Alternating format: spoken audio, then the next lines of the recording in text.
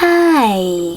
In front of me is T-Mobile phone 6 Pro, and today I would like to show you how you can switch on or off location of this device.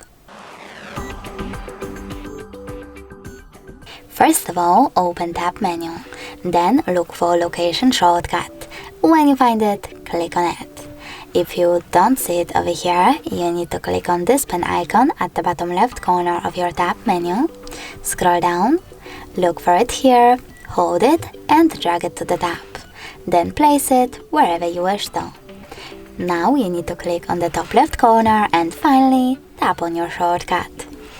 As you can see in this pop-up, I need to select Close, and when I go back, location of my device is disabled. If you wish to enable it, just click on the same shortcut. Now you can always go into settings as well and click on location section over here.